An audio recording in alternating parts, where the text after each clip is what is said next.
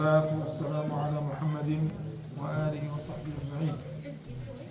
We are back to the book of Kitab al-Riqaq from Sahih al-Bukhari, Softening of the Heart. And we got to the chapter, the warning regarding worldly pleasures, amusement, and competing against each other for enjoyment thereof. Inshallah, today we're going to be with the last two hadith in this chapter. The first one, عن الأعمش عن إبراهيم عن عبيدة حدثنا وكيع حدثنا إسماعيل عن قيس قال سمعت خبابا وقد اكتوى يومئذ سبعا في بطنه وقال لولا أن رسول الله صلى الله عليه وسلم نهانا أن ندعو بالموت لدعوت بالموت إن أصحاب محمد صلى الله عليه وسلم مضوا ولم تنقصهم الدنيا بشيء وإنا أصبنا من الدنيا ما لا نجد له موضعا إلا التراب. The next hadith, حدثني محمد بن المثنى حدثنا يحيى عن إسماعيل قال حدثني قيس قال أتيت خبابا وهو يبني حائطا له فقال إن أصحابنا الذين مضوا لم تنقصهم الدنيا شيئا وإنا أصبنا من بعدهم شيئا لا نجد له موضعا إلا في التراب. So the hadith, Qais said, narrated, I heard Khabbab who had branded his abdomen with 7 brands, which means he cauterized himself, saying, had Allah's Messenger sallallahu alaihi wasallam not forbidden us to invoke Allah for death, I would have invoked Allah for death. The companions of Muhammad sallallahu alaihi wasallam have left this world without taking anything of their reward in it. They will have the perfect reward in the hereafter. But we have collected of the worldly wealth that we cannot spend but on earth, on building houses. Another hadith, Qais said, I came to Khabbab while he was building a wall, and he said, our companions who have left this world did not enjoy anything of their reward therein, while we have collected after them much wealth that we cannot spend but on earth, on building. The hadith first show how the Sahaba Radwanullahi alayhim used to practice the Sunnah that mentioned by the Prophet ﷺ to visit the one who's sick. Al-Awd in Arabic, that means to repeatedly visit someone, to frequently visit, to go and visit them, which is the Sunnah of the Prophet ﷺ, which is the right of believer upon the believer to visit the sick one. This is the Sunnah. And he said, like the narrator of the hadith, that he heard Khabbab when he was like cauterized himself. He was sick and he cauterized himself. Allah Azza wa Jal ordered us to go by the mean when we get sick. So if one gets sick, he should go to a doctor. Whatever is prescribed to him, he should take it. And believing in Allah Azza wa Jal, that Allah Azza wa Jal would make that as a cure for him. The cure is from Allah Azza wa Jal. وَإِذَا مَرِضْتُ فَهُوَ يَشْفِي. That's when we read the Quran, when I get sick, Allah Azza wa Jal cures it. But not by sitting at the back, say, no. I will sit at the back and nothing will happen to me and Allah Azza wa Jal will cure you. Yes, Allah Azza wa Jal will cure you, but we need to go by the mean. We need to follow the mean, to do whatever is prescribed for you. And it's mentioned here in this hadith the permissibility to use a cauterization for treatment. The Prophet ﷺ mentioned in a hadith that the treatment, Allah Azza wa Jal made the best treatment in 3 things. The best cure in 3 things. Drinking honey, cupping, and cauterization. And he said, I don't like it regarding the cauterization. So he made that, girls, be quiet. So he made the treatment in three things: drinking the honey, and and the cupping, and the cauterization. And the Prophet ﷺ mentioned in the hadith, I don't prefer it as a treatment. The scholar said regarding cauterization, it's permissible to do it if you get sick. If someone gets sick, if there's any other mean to treat yourself without using it, go for those one first. But if there is nothing, then use the cauterization. Do you know, some people, do you understand the meaning of cauterization? No. You know.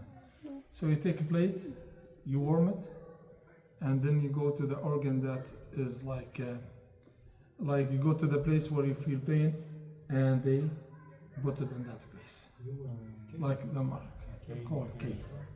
Okay. Oh. Now they have something called cold cauterization, and they have this hot one. The Arab and majority, even like the Arab, majority of even the African people, they use that. They take a plate, they warm it, and they will go to the place where you feel pain, and they will do it for you. Especially in our countries, in our area, they use for those who have vitamin D deficiency for the kids. They will come to them and they will do that. My grandma used to do it to me. Like when I was a kid, I still have the marks for that. Like they used to do that. Like for anyone who gets sick. You have fever, you have something like that, oh, come here. They will take any knife or whatever, they warm it up, and then they will use it. That's what's called K. So the Sahaba used to do that. But the Prophet ﷺ did not like it. And in another hadith, he forbid that. Don't use it. They say when you use it and when you don't use it use it if you get sick. But don't use it as a mean of prevention any sickness. That's why the Prophet ﷺ did not like it, because it negates the tawakkul in Allah Azza wa Jal. So don't use it to prevent yourself from getting sick. So that shows how the Sahaba. One of the Sahaba called Uyayna ibn Husayn, we mentioned his name yesterday. When he got sick, he disclosed one of his matter with one of the tabi'een called Mutarraf. He told him, the malaika used to come and shake my hand. But when I started cauterizing myself, they stopped coming to me. But when I stopped cauterizing myself, they came back and they started shaking my hand again. Who came back? The malaika, the angels. Wow. The angels used to come to him. He was one of the companions of the Prophet. The malaika used to come to him to shake his hand. إِنِّي لَأُصَافِحْ. That means the malaika shaking my hand. That shows the status of the companion himself. But when he started doing the cauterization, they stopped coming to him. They stopped shaking his hand. But when he stopped doing that, they came back to him. So that shows Khabbab used to do that, cauterizing himself when during his sickness. Then to go back to the topic of this chapter, one of the things before that, if the Prophet ﷺ not forbid call for that, I would have called for that. لا يتمنى أحدكم الموت لضر أصاب. None of you should wish to die if he got harmed by anything, like disease or something, you are depressed or you have an issue. Don't ask Allah Azza wa Jal to take your soul or to die. Oh Allah, let me die. No. Say the dua that's common. Allahumma ahyini in kana fil hayati khayrun li, Allahumma amitni in kana fil mawti rahmatullah. Oh Allah, give me life as long as there is goodness in this life, and let me die if there is goodness in my death. That's the dua, the common dua. But don't ask Allah Azza wa Jal, oh, I'm done with this life, I want to die. Then he said in the rest of the hadith that the companion of the Prophet ﷺ left the world without taking anything of their word in it. That the companion left this life without enjoying the dunya, without receiving their reward from whatever they have done in this dunya. But Khabbab lived after the Prophet ﷺ, and the Sahaba conquered many cities, and they were when they conquered many cities and they went out of the Arabic Peninsula, their wealth increased and their status changed and they became wealthy now. And he compared himself to the companion of the Prophet ﷺ who died at the time of the Prophet ﷺ, and he said they didn't take anything with them from this worldly life. And he said, but we have collected of the worldly wealth that we cannot spend but on earth. That we collected many matters. And the only thing that's good that we have done with this, building houses, but not being excessive in that. Making them big, making them like more than, like it's not what's not necessary, what's not needed in building the houses, to make them as, like to show that, you have a big house, they reason for them building the houses to live in and to protect themselves and to provide for themselves a shed to live with their family. So they have roof in their top.